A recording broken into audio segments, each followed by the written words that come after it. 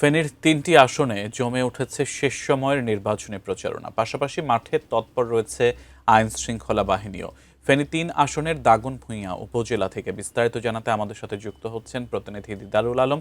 দিদারুল, ফেনী ৩ আসনে ৫ লাখের ওপর ভোটার, যেখানে বিএনপির হেভিওয়েট প্রার্থী আব্দুল আওয়াল মিন্টুও প্রতিদ্বন্দ্বিতা করছেন। ভোটারদের আসলে মনোভাব কি বুঝছেন? যেমনটি বলছিলেন যে আসলে নির্বাচনের কিন্তু আর ৩ দিন বাকি এবং এই ৩ দিন সময়ে কিন্তু এখানকার যারা প্রার্থী রয়েছেন আসন সেই ৩টি আসনে ২৬ জন প্রার্থী কিন্তু তাদের নির্বাচনী প্রচারণায় কিন্তু তারা ব্যস্ত সময় পার করছেন। আমরা এই মুহূর্তে রয়েছি ফেনীর ৩ নম্বর যে আসনটি, সেই আসনের দাগনভূঞা উপজেলায় রয়েছে। সেখানে এখানকার যে বিএনপির প্রার্থী তিনি কিন্তু এখানকার যে নির্বাচনী প্রচারণা, সেই নির্বাচনী প্রচারণা কিন্তু তিনি চালাচ্ছেন এবং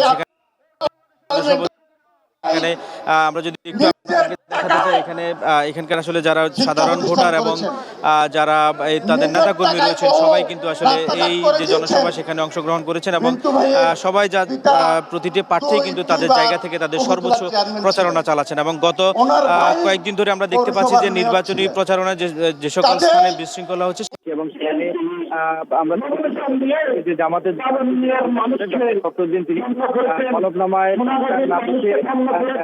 এবং ডাক্তার করা হয়েছে এবং সেখানে আজকে তিনি ছিল। এখন পর্যন্ত আসলে আমরা খবর এবং আসলে তিনি আসলে তিনি যে ডাক্তার লেখার কারণে কিন্তু তাকে গতকালকে তিনি ডিসি অফিসে তার শুনানি হওয়ার কথা ছিল। এখন পর্যন্ত আসলে আমরা সেই খবরটি পাই হচ্ছে